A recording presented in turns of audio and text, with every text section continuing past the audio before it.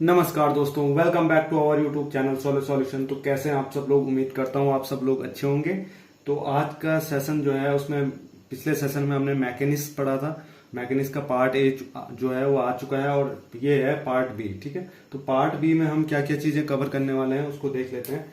यहाँ से देख सकते हैं आप टॉपिक मैग्नेटिज्म और types of magnetism, electromagnetic induction, Maxwell equations, propagations of electromagnetic waves और श्रोडिंगर इक्वेशन, चुंबकत्व और चुंबकत्व के प्रकार, ठीक है, विद्युत चुंबकत्व प्रेरण, इन सब के बारे में मैक्सवेल इक्वेशंस, ये सब हम इस सेशन में कवर करने वाले हैं और जो कि काफी इंपॉर्टेंट है आपका एलटी एग्जाम के लिए। श्रोडिंगर इक्वेशन जो है सबसे इंपॉर्टेंट है आपका। ठीक है, तो इसको बहुत अच्छे से और इजी वे में समझेंगे। तो बिना टाइम वेस्ट के इस सेशन को स्टार्ट करते हैं। और अगर आप इस वीडियो को पहली बार देख रहे हैं तो डिस्क्रिप्शन में आप जा सकते हैं, वहां पर इसका जो फर्स्ट पार्ट ए था उसको आप देख सकते हैं और फिर इस पार्ट को अच्छे से देख सकते हैं, क्योंकि ऐसे में डायरेक्ट समझ नहीं आएगा। ठीक है, तो पहले आप इसका पार्ट ए देखें फिर पार्ट बी।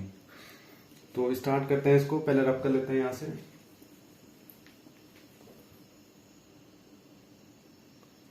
तो चुंबकत्व की बात करें, मैग्नेटिज्म की अगर हम बात करें तो सबसे पहले अगर मैग्नेटिज्म की अगर हम बात करते हैं चुंबकत्व की, तो उसके लिए सबसे पहले क्या आता है? चुंबक के बाद आता है मैग्नेटिज्म आपका। ठीक है, तो चुंबकत्व ये होता है कि चुंबक से उत्पन्न और आकर्षण और प्रतिकर्षण का जो सामूहिक प्रक्रिया है, जो कि चुंबक को परमाणु से पैदा करने वाली चीज के कारण होता है, चार्ज के कारण होता है। ठीक है, तो जैसे चुंबकत्व का अगर सबसे अच्छा उदाहरण समझे, अगर हम इसका एग्जाम्पल समझे बेटर, तो वो होता है आपका बार मैग्नेट। क्या होता है? Bar magnet.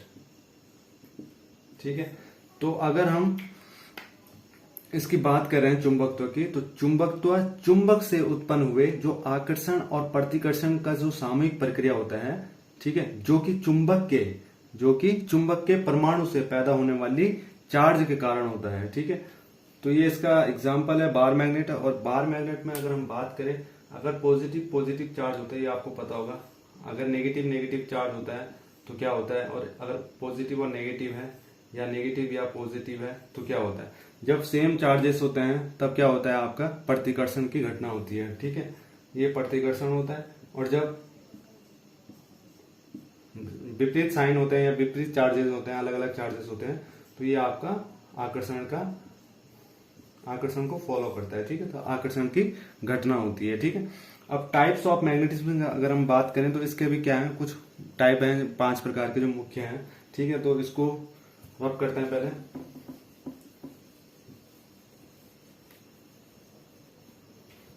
Types of magnetism की अगर हम बात करें, पहले टाइप्स ऑफ मैग्नेटिज्म, तो ये आपके 5 प्रकार के होते हैं। तो सबसे पहला प्रकार जो है आपका वह है डाई मैग्नेटिज्म। ठीक है, अब डाई मैग्नेटिज्म क्या होता है? तो डाई मैग्नेटिज्म वे पदार्थ होते हैं जो कि चुंबक से बहुत ही कम मात्रा में प्रतिकर्षित होते हैं। ठीक है, ये ऐसे पदार्थ होते हैं जो चुंबक से बहुत ही कम मात्रा में क्या होते हैं? प्रतिकर्षित होते हैं। जैसे ये कोई चुंबक है आपके पास,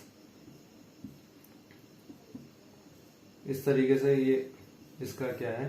क्षेत्र है, एरिया है। ठीक है, फील्ड, मैग्नेटिक फील्ड है ये, इस तरीके से। ठीक है, तो इसमें क्या बोला है कि डायमैग्नेटिज्म वे पदार्थ होते हैं जो चुंबक से बहुत ही कम मात्रा में क्या होते हैं? प्रतिकर्षित की घटना होती है, जिसमें कम मात्रा में होती है। और डायमैग्नेटिक पदार्थों के अंदर क्या होता है? जो इलेक्ट्रॉन होते हैं वो बहुत ही कम मात्रा में चुंबकीय क्षेत्र को पैदा करते हैं। अगर प्रतिकर्षित की घटना होगी तो वो क्या होता है? चुंबकीय क्षेत्र को क्या करते हैं? बहुत ही कम पैदा करते हैं, जो कि काफी कमजोर होता है। डायमैग्नेटिज्म जो होता है वो बहुत ही कमजोर होता है। और डायमैग्नेटिक पदार्थों के अंदर सब के सब इलेक्ट्रॉन क्या होते हैं? पेयर्ड होते हैं। इनमें जो इलेक्ट्रॉन होंगे, ठीक है, डायमैग्नेटिज्म में, वो सब के सब क्या होते हैं? पेयर्ड में होते हैं। किस में होते हैं? पेयर्ड में होते हैं। जब पेयर्ड में होते हैं तो इलेक्ट्रॉन नहीं बचता है, और जब इलेक्ट्रॉन नहीं बचेगा तो क्या होगा? चुंबकीय क्षेत्र का जो बल होगा वो काफी ज्यादा कमजोर पड़ जाता है। ठीक है, जब पेयर मिल गए तो उसमें आपका ये जो चुंबकीय क्षेत्र का जो एरिया होगा, उसका जो बल होगा वो काफी ज्यादा कमजोर पड़ जाता है इस वजह से। ठीक है, तो होता है डायमैग्नेटिज्म में। अगर हम बात करें पैरामैग्नेटिज्म की, जो दूसरा टाइप है, तो इसको रब करते हैं पहले। अब पैरामैग्नेटिज्म की बात करें तो पैरामैग्नेटिज्म वे पदार्थ होते हैं जो कि चुंबक से बहुत ही कम मात्रा में आकर्षित होते हैं। ये तो जो मैंने पहले लिखाया था डायमैग्नेटिज्म, वो उसमें क्या होता है, प्रतिकर्षित बहुत कम मात्रा में होता है, और यहाँ पे जो आकर्षण है, जो अट्रैक्शन है, वो सबसे कम मात्रा में होता है। क्या होता है, आकर्षण की जो घटना होती है वो बहुत ही कम मात्रा में होती है इसमें, किसमें, पैरामैग्नेटिज्म में। ठीक है, तो आमतौर पर क्या होता है, पैरामैग्नेटिक जो पदार्थ होते हैं उनके अंदर क्या होते हैं, आपको कैसे इलेक्ट्रॉन मिलेंगे, अनपेयर्ड। कैसे इलेक्ट्रॉन मिलते हैं, अनपेयर्ड इलेक्ट्रॉन मिलते हैं। ठीक है, अनपेयर्ड इलेक्ट्रॉन मिलेंगे। तो जब अनपेयर्ड इलेक्ट्रॉन की संख्या जब ज्यादा होती है तो इसलिए यह क्या हो जाता है, बहुत ही शक्तिशाली चुंबकीय क्षेत्र का निर्माण करता है। कौन, पैरामैग्नेटिज्म। और यह पदार्थ चुंबकीय क्षेत्र को काफी ज्यादा प्रभावित कर सकता है। ठीक है, तो इसके अंदर मैग्नेटिज्म, अगर हम पेरेबिलिटी की बात करें इनकी, तो 0 और 1 के अंदर होती है, 0 या 1 के बीच में ही पैरामैग्नेटिज्म क्या होती है, परमेबिलिटी होती है। ठीक है, अब बात करते हैं थर्ड जो है इसका, फेरोमैग्नेटिज्म। अब फेरोमैग्नेटिज्म की अगर हम बात करें तो फेरोमैग्नेटिक पदार्थ वे पदार्थ होते हैं जो कि चुंबक से भारी मात्रा में क्या होते हैं, एक आकर्षित भी होते हैं, और जब भी किसी फेरोमैग्नेटिक पदार्थ को बाहरी चुंबकीय क्षेत्र के अंदर रखा जाता है तब यह क्या होता है, भारी मात्रा में मैग्नेटाइट हो जाता है। ठीक है, क्या होता है, फेरोमैग्नेटिक पदार्थ वो पदार्थ होते हैं जो कि चुंबक से क्या होते हैं, भारी मात्रा में आकर्षित होते हैं। चुंबक भी होता है, तो चुंबक से क्या होता है, भारी मात्रा से क्या होता है, अट्रैक्टिव हो जाता है, आकर्षण हो जाता है उसका। ठीक है, तो जब भी किसी फेरोमैग्नेटिक पदार्थ, अगर इसमें कोई फेरोमैग्नेटिक पदार्थ होता है तो भारी चुंबक क्षेत्र, अगर कोई भारी चुंबक क्षेत्र के अंदर रखा जाता है, ठीक है, तो वो क्या करता है, भारी मात्रा में मैग्नेटाइज हो जाता है। कौन, फेरोमैग्नेटिज्म। ठीक है, तो इनको बाहरी चुंबकीय क्षेत्र से हटा देने के बाद भी यह मैग्नेटाइट हो सकते हैं। ठीक है, तो फेरोमैग्नेटिक पदार्थ में भी क्या होता है, अंदर कुछ मात्रा में क्या होता है, अनपेयर्ड इलेक्ट्रॉन होते हैं। इसमें भी क्या होता है, कुछ मात्रा में क्या होता है, अनपेयर्ड इलेक्ट्रॉन क्या होते हैं, मौजूद होते हैं किसमें, फेरोमैग्नेटिज्म में। इसलिए यह आंशिक रूप से क्या होता है, चुंबकीय क्षेत्र का निर्माण भी कर सकते हैं। कौन, फेरोमैग्नेटिक पदार्थ। ठीक है, अब दूसरा है इसका, नेक्स्ट और फोर्थ है आपका एंटी फेरोमैग्नेटिज्म। जो फोर्थ टाइप है इसका आपका मैग्नेटिज्म का। ठीक है, तो एंटी फेरोमैग्नेटिज्म वे पदार्थ होते हैं जिनकी कोई भी मैग्नेटिक मूवमेंट नहीं होती। एंटी फेरोमैग्नेटिज्म इसकी कोई भी मैग्नेटिक, मतलब जो मैग्नेटिक मूवमेंट है वो बिल्कुल नहीं होती है। तो इस पदार्थ के अंदर मौजूद इलेक्ट्रॉन जो होते हैं वो मैग्नेटिक मूवमेंट एक दूसरे के क्या होते हैं, विपरीत होते हैं। ठीक है, तो ये होता है आपका एंटी फेरोमैग्नेटिज्म। ठीक, लास्ट जो आपका फिफ्थ जो है आपका, वो है आपका फेरी मैग्नेटिज्म।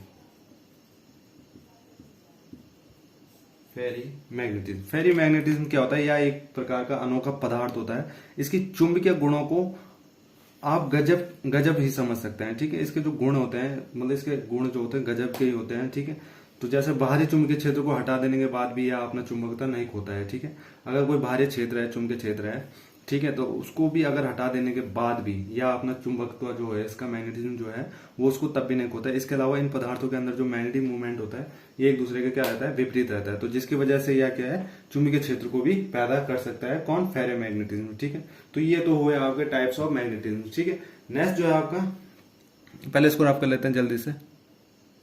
नेक्स्ट इंपॉर्टेंट जो टॉपिक है आपका वह है इलेक्ट्रोमैग्नेटिक इंडक्शन, मतलब विद्युत चुंबकीय प्रेरण।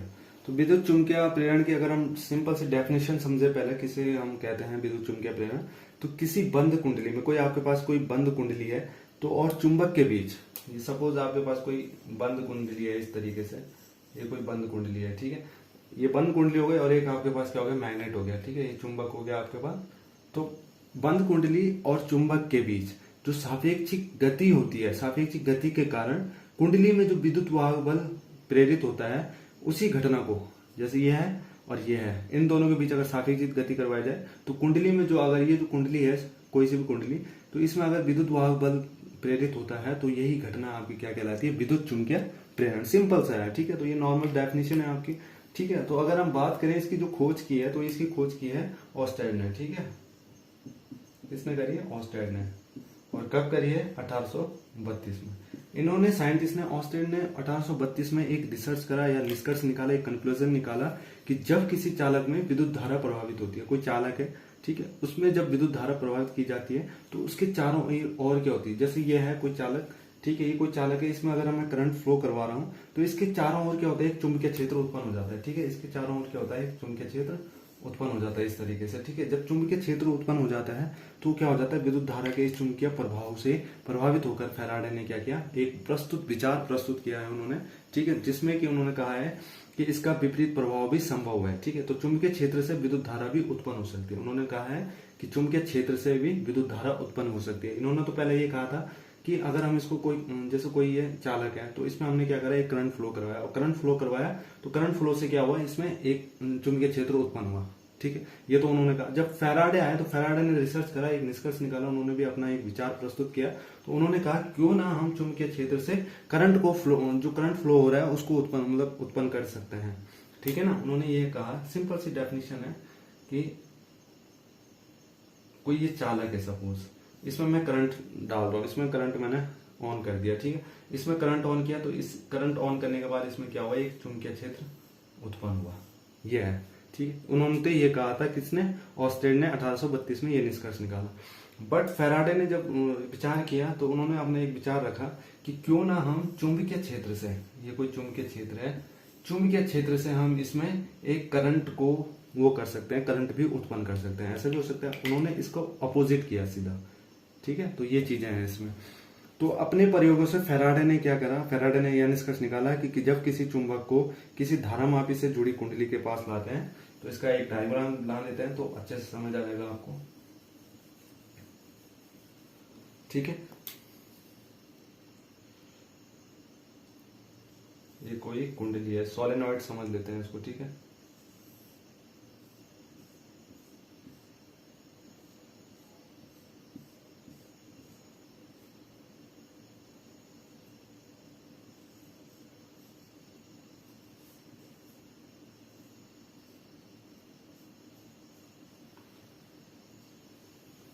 आपको ये दिख रहा है डायग्राम, थोड़ा और नजदीक कर लेता है इसको।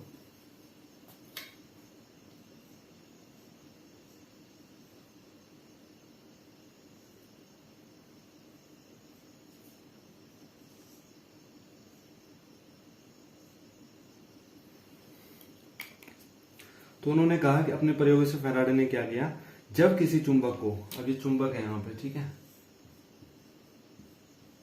जब किसी चुंबक को, इन्होंने क्या कहा, जब किसी चुंबक को किसी धारामापी, ये धारामापी मतलब ये धारा मापने वाला यंत्र लगा हुआ है इसमें, ठीक है, जिससे पता चलता है करंट फ्लो हो रहा है या नहीं हो रहा है। तो उन्होंने क्या करा, जब किसी धारामापी से जुड़ी कुंडली के पास लाते हैं किसी चुंबक को, तो या दूर ले जाते हैं, या तो नजदीक लाते हैं या तो दूर ले जाते हैं, तो धारामापी में क्या होता है, विक्षेप होता है। इसमें अगर कोई मोशन स्टार्ट होता है, अगर यहाँ पे इस चुंबक को पास ला रहे हैं या दूर ले जा रहे हैं, तो उसमें अगर कोई विक्षेप उत्पन्न होता है तो उससे मतलब कुंडली में एक विद्युत वाहक बल क्या हो जाता है, उत्पन्न होता है। और विद्युत वाहक बल उत्पन्न होता है तो जिससे क्या होता है, धारा प्रभावित होती है। तो धारामापी में विक्षेप तभी तक होता है जब तक चुंबक तो क्या होता है, गतिशील करता है, या तो अंदर मतलब नजदीक आएगा या तो पास आएगा या तो दूर की तरफ जाएगा। तो ये घटना जब तक चलती रहेगी तब तक ही उसमें क्या होगा, विद्युत धारा उत्पन्न होगी। जैसे ही ये स्टॉप हो जाएगा तो यहाँ पर कोई भी विक्षेप, इसमें धारामापी यंत्र में कोई भी विक्षेप नहीं होगा, विक्षेप करना बंद हो जाएगा। ठीक है, तो इसमें धारा चुंबक के गति के कारण ही उत्पन्न होती है। अगर इसमें करंट फ्लो हो रहा है धारामापी कुंडली में, तो वो किसके कारण होगा, जब ये चुंबक क्या कर रहा है, गति कर रहा है, तभी तक ये क्या होगा, इसमें करंट फ्लो होगा। ठीक है, तो इससे फैराडे ने यह निष्कर्ष निकाला कि जब किसी कुंडली या चुंबक के बीच आपेक्षिक गति होती है, जब किसी चुंबक या कुंडली के बीच, आप ये चुंबक है आपका, ठीक है, और ये आपकी कुंडली है, तो जब किसी चुंबक या कुंडली के बीच कोई आपेक्षिक गति होती है तो कुंडली में एक विद्युत वाहक बल उत्पन्न हो जाता है, जिसे हम क्या कहते हैं, प्रेरित विद्युत वाहक बल। ठीक है, और जब प्रेरित विद्युत वाहक बल उत्पन्न हो जाता है तो उसके कारण क्या होता है, कुंडली में एक करंट फ्लो हो जाता है, कुंडली में क्या हो जाती है, धारा बहने लगती है, और धारा बहने लगती है तो इसी घटना को ही हम क्या कहते हैं, विद्युत चुंबकीय प्रेरण, इलेक्ट्रोमैग्नेटिक इंडक्शन। ठीक है, तो होपफुली आपको ये अच्छे से समझ आया होगा। तो फैराडे ने क्या करा था, फैराडे ने विद्युत चुंबकीय प्रेरण संबंधी दो नियम दिए थे, फर्स्ट नियम और दूसरा नियम। ठीक है, तो उन दोनों को नियम को देखते हैं। तो पहले इसे जल्दी से रफ करते हैं, फिर समझते हैं अच्छे से। ठीक है, तो इन्होंने क्या कहा, प्रथम नियम में क्या कहा, जब किसी परिपथ में चुंबकीय फ्लक्स में परिवर्तन होता है, चुंबकीय फ्लक्स में अगर परिवर्तन होता है तो परिपथ में एक क्या होता है, विद्युत वाहक बल उत्पन्न होता है। ठीक है, अभी जैसे हमने बात करी, ठीक है, जैसे कोई कुंडली है, ये कुंडली है सपोज आपकी, ठीक है, और चुंबकत्व है, अगर इनके बीच में कोई हलचल हो रही है या आपेक्षिक गति हो रही है तभी जाके इसमें क्या होता है, विद्युत वाहक बल उत्पन्न होता है। तो ऐसे ही इसमें भी कहा गया है प्रथम नियम में, तो जब किसी परिपथ के चुंबकीय फ्लक्स में परिवर्तन होता है तो परिपथ में एक प्रेरित विद्युत वाहक बल उत्पन्न होता है। और यदि यह एक परिपथ क्या है, जो परिपथ है वो सपोज आपका क्या है, बंद परिपथ है, कोई परिपथ है अगर सपोज इस तरीके से, तो एक क्या है, बंद परिपथ है, और इसमें हमने एक क्या लगा रखा है, धारामापी यंत्र लगा रखा है, और यहाँ पे अगर आपका ये है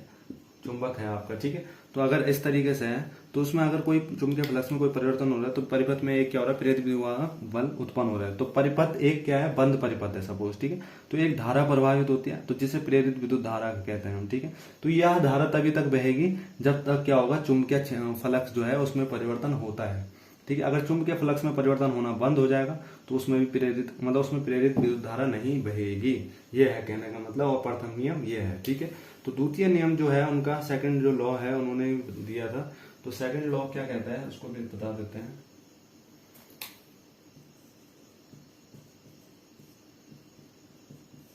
द्वितीय नियम यह कहता है कि प्रेरित विद्युत वाहक बल और फ्लक्स परिवर्तन के ऋणात्मक दर के बराबर होता है। जो प्रेरित विद्युत वाहक बल होता है वो आपका विद्युत फ्लक्स के जो परिवर्तन की ऋणात्मक दर है उसके बराबर होता है। इसमें हम फॉर्मूला लिख सकते हैं कि प्रेरित विद्युत वाहक बल बराबर प्रेरित विद्युत वाहक बल बराबर माइनस dp अपॉन dt, इस दर के ये बराबर होता है, ठीक है। ये कहा गया है सेकंड लॉ में, प्रेरित विद्युत वाहक बल फ्लक्स परिवर्तन की ऋणात्मक दर के बराबर होता है। और ऋणात्मक चिन्ह जो होता है यहाँ पर वो होता है आपका लेंज का नियम, ठीक है, लेंज का नियम, और ये आपने अच्छे से पढ़ा भी होगा, ठीक है।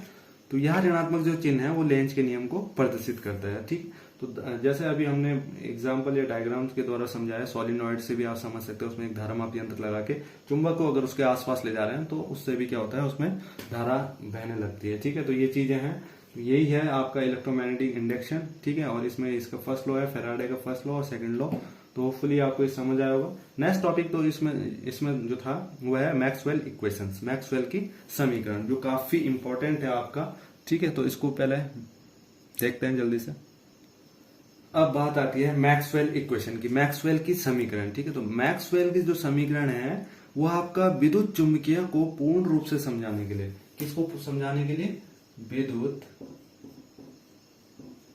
चुंबकीय को, ठीक है। तो विद्युत चुंबकीय को पूर्ण समझाने के लिए उन्होंने क्या करा, मैक्सवेल ने अपनी 4 समीकरणें दी, ठीक है। तो ये चारों समीकरण इस बात पर आधारित हैं कि किसी विद्युत चुंबकीय जो तरंग है उसमें विद्युत क्षेत्र, चुंबकीय क्षेत्र किस तरीके से संचरित होता है तथा आपस में कैसे इनका बॉन्डिंग है, संबंध है, ठीक है। तो साथ ही ये भी है कि जब किसी वस्तु पर कोई टकराती है या गुजरती है, किसी धातु पर या किसी वस्तु पर टकराती है, गुजरती है, तो वस्तु के साथ इसका किस तरीके से व्यवहार है, बिहेवियर है, ठीक है। तो मैक्सवेल ही पहले हुए वैज्ञानिक थे जिन्होंने विद्युत चुंबकीय तरंगों की वेग की क्या करी थी, गणना की थी, ठीक है। मैक्सवेल जिन्होंने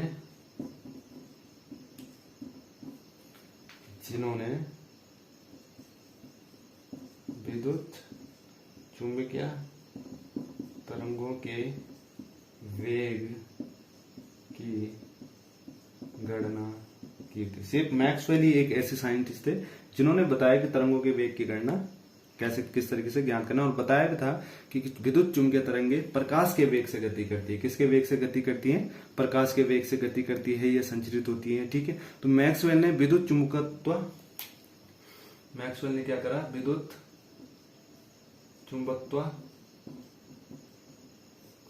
और स्थिर चुंबकत्व, ठीक है। एक तो विद्युत चुंबकत्व और एक स्थिर चुंबकत्व आदि के नियमों को मिलाया है इन्होंने, क्या करा, इसके नियम को भी मिलाया, इसके भी, और इन सबको मिलाकर उन्होंने क्या करा, इनके सूत्रों की सहायता से उन्होंने क्या करा, मैक्सवेल ने विद्युत चुंबकीय सिद्धांत की क्या करी, एक अपने 4 नियमों का एक सेट दिया, जिसे ही हम क्या कहते हैं, मैक्सवेल की समीकरण है। मैक्सवेल की 4 समीकरण, तो इस तरीके से है वो 4 समीकरण लिख लेते हैं जल्दी से, पहले से रफ करते हैं। तो मैक्सवेल की जो 4 समीकरण लिख लेते हैं, बस 1 मिनट।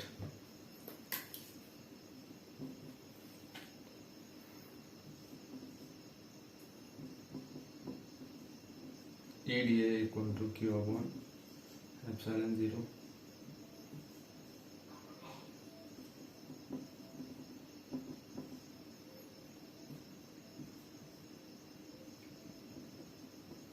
क्लोज पाथ है आपका, ठीक है।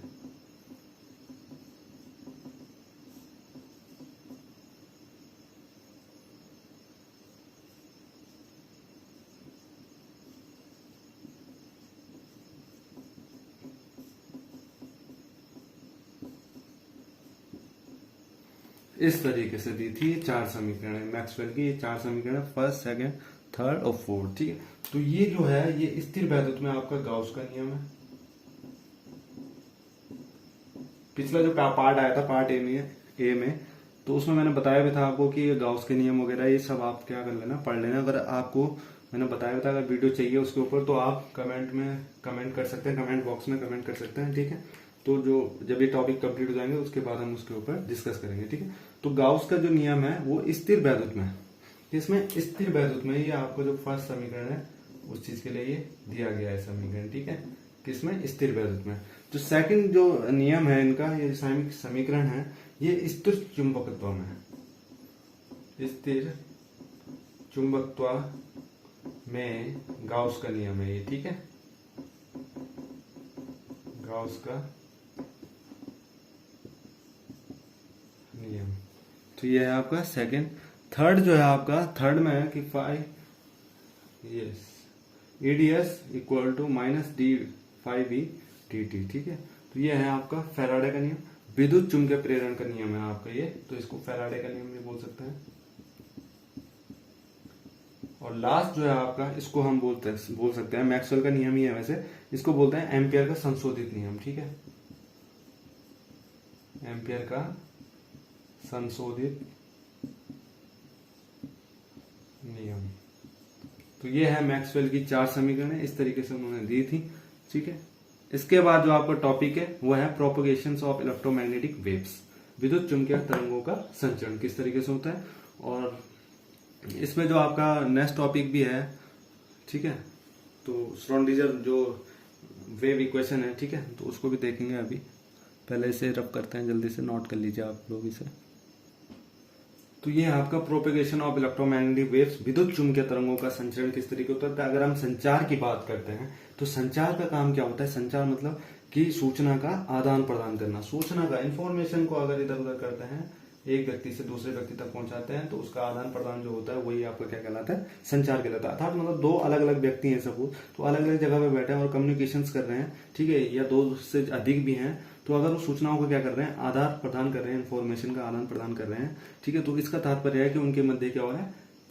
संचार हो रहा है। और संचार हो रहा है तो क्या है? सूचना प्रेषण को ही संचार कहते हैं हम, ठीक है। तो अगर सपोज यहाँ पर अगर हम बात करें, इसमें तीन चीजें होती हैं आपकी, एक प्रेषी एंटीना होता है, एक संचार एंटीना होता है, एक ग्राही एंटीना होता है। तीन चीजें होती हैं,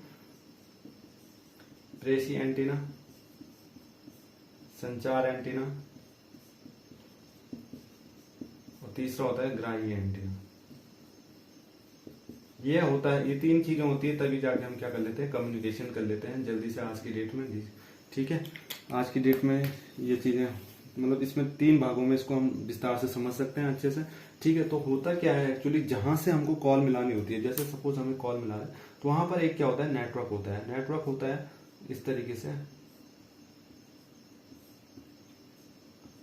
ये सपोज कोई नेटवर्क है, ठीक है, ये नेटवर्क है यहाँ पे, ठीक है, और ये दूसरा नेटवर्क है यहाँ पे,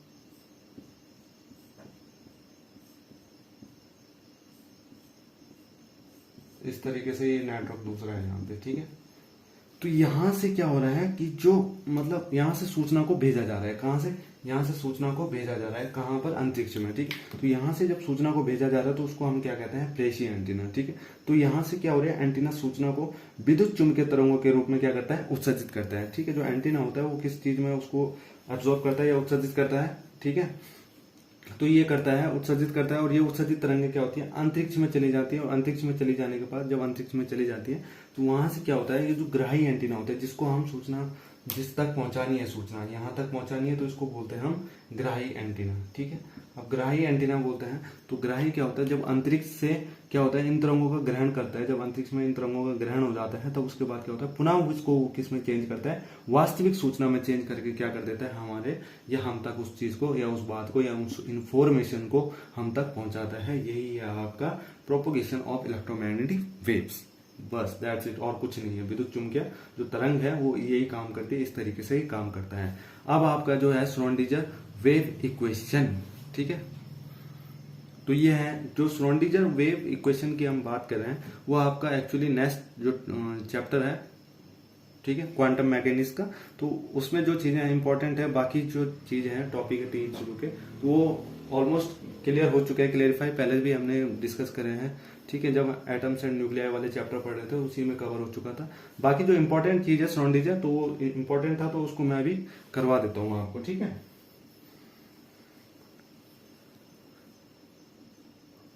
तो बात कर रहे हैं इस सेशन के सबसे लास्ट टॉपिक है श्रोडिंगर वेव इक्वेशन, श्रोडिंगर समीकरण। ये है कुछ ज्यादा टफ नहीं है, इसको इजी वे में हम अच्छे से समझेंगे, ठीक है। तो इसमें होता क्या है कि जो ड्यूल नेचर ऑफ इलेक्ट्रॉन होता है, ड्यूल नेचर की अगर हम बात करें, या डी ब्रोगली की जो परिकल्पना थी ड्यूल नेचर ऑफ इलेक्ट्रॉन, या हाइजेनबर्ग का जो अनिश्चितता का सिद्धांत के आधार पर अगर हम एटम का एक नया मॉडल सन 1920 के आसपास 1920 के आसपास एक नया मॉडल जो है वो प्रस्तावित किया गया था, ठीक है, जिसे क्वांटम मैकेनिकल मॉडल कहते हैं। क्या कहते हैं? क्वांटम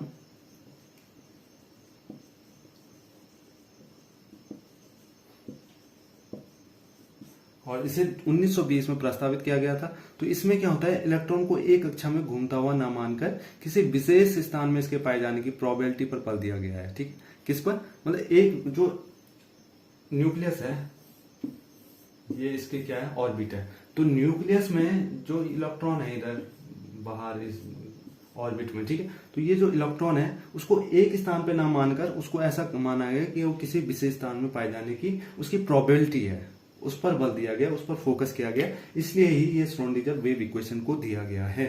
अगर हम इसकी डेफिनेशन की बात करें तो परमाणु में आपको पता है, परमाणु में क्या होता है, नाभिक के चारों ओर विभिन्न स्थानों पर इलेक्ट्रॉन की प्रोबेबिलिटी का परिकलन करने के लिए श्रोडिंगर ने ही इलेक्ट्रॉन के तरंग गुणों को एक समीकरण के रूप में प्रस्तुत किया, जिसे हम क्या कहते हैं, श्रोडिंगर वेव इक्वेशन ही कहते हैं, ठीक है। अब देखो जी, अब अलग अलग साइंटिस्ट आए, ठीक है, तो अलग अलग चीज बातें हुई, ठीक है। तो बोहर की अगर हम बात करें, सबसे पहले साइंटिस्ट जो है बोहर मॉडल, उन्होंने जब मॉडल दिया था आपने, तो उन्होंने बताया कि ये बीच में जो होता है सेंटर में, ये आपका न्यूक्लियस हो गया जी, ठीक है, न्यूक्लियस है। और जो बाहरी ऑर्बिट होती है इनकी, ऑर्बिट में होती है जो वो इलेक्ट्रॉन होते हैं, वो इधर उनकी निश्चित कक्षाएं होती है, दिख जाती है कि ये यहाँ पे है इलेक्ट्रॉन, यहाँ पे यहाँ पे यहाँ पे यहाँ पे, ठीक है। उन्होंने तो ये बताया था, ठीक है, किसने, बोर्स मॉडल में, ठीक है। ये ऑर्बिट है इनकी, ऑर्बिट है, और ये क्या है, इसमें इलेक्ट्रॉन है, ठीक है। तो इलेक्ट्रॉन है, तो ड्यूल नेचर ऑफ इलेक्ट्रॉन की अगर हम बात करें, बात हमेशा यही होती है, क्या होती है, ड्यूल नेचर ऑफ इलेक्ट्रॉन की। अब इलेक्ट्रॉन की बात हो रही है तो इलेक्ट्रॉन दो चीजों में चल सकता है, एक आपका पार्टिकल में और दूसरा आपका वेव में। तो इन्होंने पार्टिकल को ना मानकर वेव पे फोकस किया है, किसने, श्रोडिंगर समीकरण में, ठीक है, श्रोडिंगर ने। तो उन्होंने कहा वेव में भी वो इलेक्ट्रॉन जो है वो घूम सकता है, जरूरी नहीं उसकी कोई करंट जो है, उसका जो करंट पोजीशन हम उसका नहीं बता सकते हैं कि जो इलेक्ट्रॉन है उसका करंट पोजीशन यही है कि यहीं पे इलेक्ट्रॉन होगा। वो इन्होंने डिस्कस करा था, किसने, श्रोडिंगर ने। और जो पहले के मॉडल साइंटिस्ट हैं हमारे, बोर एटॉमिक मॉडल समझे हम, या फिर डी ब्रोगलीज हाइपोथेसिस की अगर हम बात करें, या हाइजेनबर्ग अनसर्टेनिटी प्रिंसिपल की अगर हम बात करते हैं, तो उन्होंने इस चीज को नहीं माना। उन्होंने कहा कि जो एक इलेक्ट्रॉन है वो कहीं पे भी हो सकता है और उसकी इलेक्ट्रॉन प्रोबेबिलिटी के बारे में बता सकते हैं। मतलब ये नहीं कह सकते हम कि उसकी फिक्स जो करंट पोजीशन है वो ये है, ऐसा फिक्स पोजीशन नहीं बता सकते हैं, उसको हम प्रोबेबिलिटी के बारे में बता सकते हैं। उसके 3 डायमेंशन अगर स्पेस की अगर हम बात करें तो उसमें भी 3 डायमेंशन में अगर हम देखें तो इस तरीके से क्या होता है, इलेक्ट्रॉन होते हैं वहां पे, ठीक है, इस तरीके से इलेक्ट्रॉन होते हैं। तो उसकी कोई फिक्स पोजीशन नहीं बता सकते हैं कि जो भाई ऑर्बिट है उस ऑर्बिट में यहाँ पर इलेक्ट्रॉन मिलेगा आपको, इस तरीके से नहीं बता सकते हैं, ठीक है। तो इसलिए श्रोडिंगर ने अपना समीकरण प्रस्तुत किया, ठीक है। तो अब देखते हैं, रब करते हैं इसको पहले।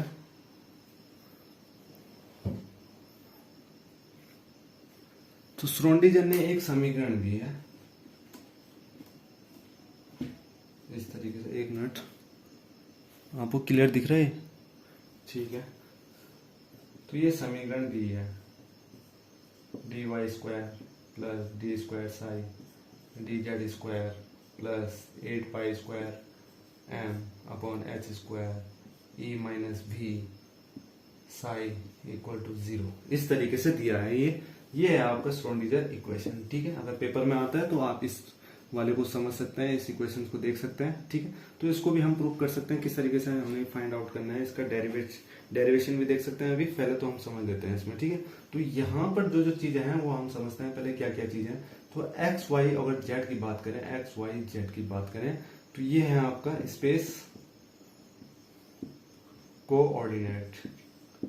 ठीक है, ये हो गया आपका स्पेस कोऑर्डिनेट। ठीक, अगर m की बात करें हम, यहाँ पे जो m दिख रहा है तो ये है आपका मास ऑफ इलेक्ट्रॉन।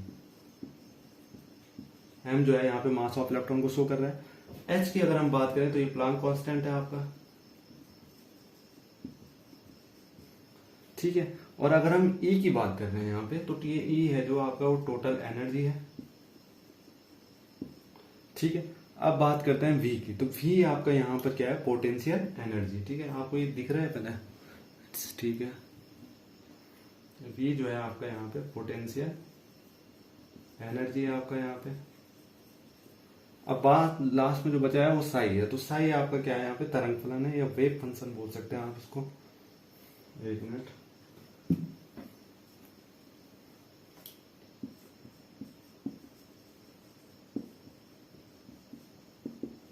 ये आपका वेव फंक्शन। तो ये चीजें आपको मैंने बता दी है कि कौन सी चीजें कहां पर क्या है। ठीक है, तो ये आपको समझ आ गया होगा। अब इसका हम डेरिवेशन निकाल सकते हैं, डेरिवेशंस ऑफ श्रोडिंगर इक्वेशंस। ठीक है, बहुत इजी है, अच्छे से समझेंगे इसको। तो अगर आपने नोट कर लिया तो इसको रब करते हैं जल्दी से। अब डेरिवेशन निकालना है इसका। ठीक है, श्रोडिंगर समीकरण का। तो आपको पता है कि एनर्जी बराबर क्या होता है। एनर्जी बराबर आपको दो चीजें आती है, एक आती है काइनेटिक एनर्जी और दूसरी आती है पोटेंशियल एनर्जी, आपको पता है। ठीक है, ऊर्जा बराबर गतिज ऊर्जा प्लस स्थितिज ऊर्जा। तो आपको पता है कि काइनेटिक जो ऊर्जा होती है उसका फॉर्मूला जो मालूम होता है mv square upon mv square होता है। ठीक है, और प्लस जो पोटेंशियल एनर्जी होती है वो आपकी v होती है। तो क्यों ना हम इसको समीकरण 1 मान लें। अब आपको पता है m जो होता है वो मास ऑफ ऑब्जेक्ट और जो v होता है स्पीड ऑफ ऑब्जेक्ट। ठीक है, तो ये चीजें आप समझ सकते हैं। ठीक है, तो अगर हम थोड़ा चेंजेस करें, क्यों ना हम काइनेटिक एनर्जी को, अगर जो है काइनेटिक एनर्जी है हाफ mv स्क्वायर, अगर हम इसको चेंज कर दें, इसको कुछ इस तरीके से लिख सकते हैं हम, half m into M B square upon m से m कैंसिल आउट हो जाएगा तो यही तो बचेगा। तो इस तरीके से हमने इसको थोड़ा लिख दिया, रीअरेंज कर दिया हमने थोड़ा इस तरीके से। तो अब इसके बाद ये क्या बन जाएगा, एम भी का होल स्क्वायर अपॉन m। ठीक है, और इसको और सिंप्लीफाई करें तो एम भी स्क्वायर अपॉन 2m, इस तरीके से फाइंड आउट हो गया। ठीक है, तो क्यों ना हम इसकी जगह पे ये रख दें, है ना। तो रख लेते हैं हाफ एम बी स्क्वायर की जगह अगर हम ये रख दें डायरेक्ट एम भी का होल स्क्वायर अपॉन 2m। तो ये हो गया आपका इक्वेशन सेकंड। ये इक्वेशन फर्स्ट था, ये इक्वेशन सेकंड। तो एम भी के स्थान पर अब क्या करना है आपको, जो एम बी के मान को है और डी ब्रोगली का मान जो है एम बी, उसकी जगह पे अगर हम वो रख दें एच अपॉन लैम्डा। ठीक है, होता है ना एम बी इक्वल टू होता है आपका एच अपॉन लैम्डा। ये अगर इसकी जगह पे हम ये मान रख दें यहाँ पर तो किस तरीके से फॉर्मेट मिलेगा हमको, तो हाफ एम बी स्क्वायर बराबर एम बी की जगह अगर हम H square upon lambda square इस तरीके से हो जाएगा और 2m का 2m बचेगा, है ना।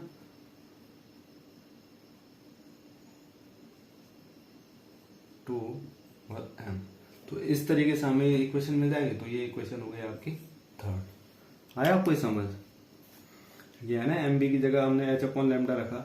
ठीक है, तो यहाँ पे अगर हम एच अपॉन लैम्डा रखते हैं, एच अपॉन लैम्डा रखा और जो 2m वो वहीं पे रहेगा तो 2m यहाँ पे रख लिया, तो ये आपको इसके बाद मिलेगा। तो इक्वेशन थर्ड हो गई आपकी ये। अब आपने क्या करना है, हाफ एम बी स्क्वायर की जगह अगर हम इसका मान समीकरण 1 में रखते हैं यहाँ पर, इस ये वैल्यू अगर हम यहाँ पे पुट करते हैं तो ये बच जाएगा हमारे पास। तो क्या आएगा, जो एनर्जी E इक्वल टू जो है वो क्या आएगा, तो यहाँ पर लिखना है आपको एक जगह पे कि इक्वेशन थर्ड का मान इक्वेशन फर्स्ट में रखने पर। ठीक है, इतना क्लियर। अब करते हैं इसको। अब जी हमने इसका मान रखना है यहाँ पर, तो E इक्वल टू जो आ जाएगा आपका वो क्या आ जाएगा, अभी हमने निकाला है, तो H square upon 2 lambda square M plus V. आगे इतना क्लियर। अब ये जो v है इसको इधर ले आएंगे तो क्या किस तरीके से इक्वेशन मिलेगी हमको, E माइनस वी। क्लियर दिख रहा है ये? ठीक है, एक मिनट। ठीक है, E minus V equal to आपको बचेगा यहाँ से H square upon 2 lambda square M. इतना बच गया, तो इसको इक्वेशन नंबर मान लो 4। इतना क्लियर। और सिंप्लीफाई करेंगे तो यहां से अगर हम लैम्डा स्क्वायर को इधर लाते हैं, इस लैम्डा स्क्वायर को यहां लाएंगे तो क्या हो जाएगा आपके पास, lambda square equal to H square upon 2 M E minus V. ये इक्वेशन आपकी 5। इतना क्लियर? ठीक है। तो जब भी कोई इलेक्ट्रॉन क्या होता है, तरंग गति से घूमता है, तो इसके लिए एक्स दिशा में जो तरंग गति समीकरण है वो इस प्रकार से इसको लिखा जा सकता है। किस तरीके से, अब देखो आप है इसको किस तरीके से लिखा जा सकता है, देखते हैं।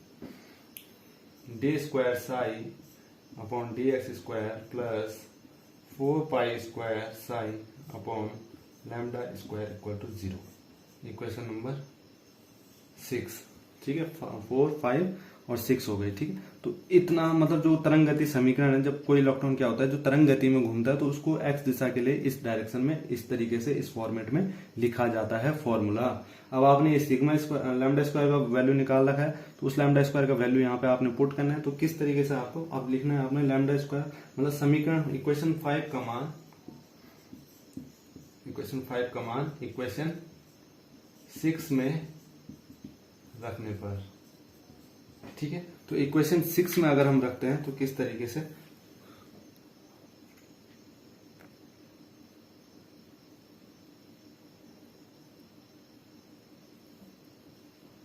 ठीक है, तो इस तरीके से इसकी वैल्यू पुट करेंगे तो यहां से क्या आ जाएगा, D square psi upon D X square plus 4 pi square psi 2m upon H square में वैल्यू पुट कर रहा हूं, E minus V equal to 0 रख दिया इस तरीके से।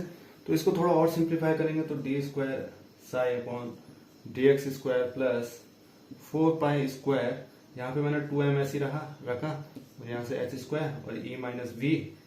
ठीक है, और ये जो साई था उसको बाहर से लिख दिया इक्वल टू 0। इस तरीके से सिंप्लीफाई किया तो फिर इसको और तरीके से लिखा जा सकता है, D square x square plus 4 दूनी 8 pi square m upon H square और E माइनस वी और यहाँ से साई इक्वल टू 0। तो ये तो है आपका x की रिस्पेक्ट में।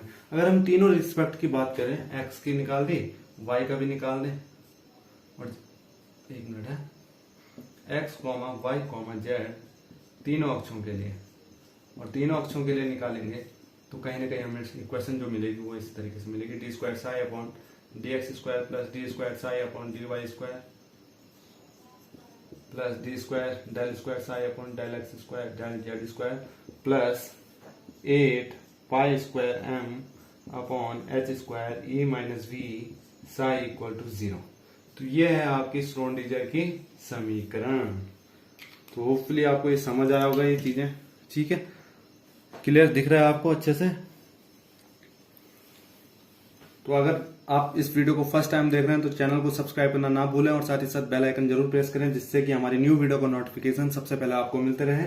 और एग्जाम आपका काफी जल्दी होने वाला है, 18 जुलाई जो डेट घोषित हुई है, शायद इसी डेट में या अगस्त में आपका डेट जो है कंफर्म हो गया है। ठीक है, 18 जुलाई या फिर 3 अगस्त में भी हो सकता है, कोई कंफर्म नहीं है अभी। ठीक है, आयोग ने जो अभी डिटेल दी है वो 18 जुलाई बताया है। ठीक है, तो आप अपनी तैयारी में लगे रहें। अगर आपको ये वीडियो पसंद आया है तो वीडियो को लाइक करें, ज्यादा से ज्यादा शेयर करें और कमेंट भी जरूर करें, जिससे कि हमारा क्या होता है मनोबल बढ़ता है। तो मिलते हैं नेक्स्ट वीडियो में। Thank you so much, love you to all.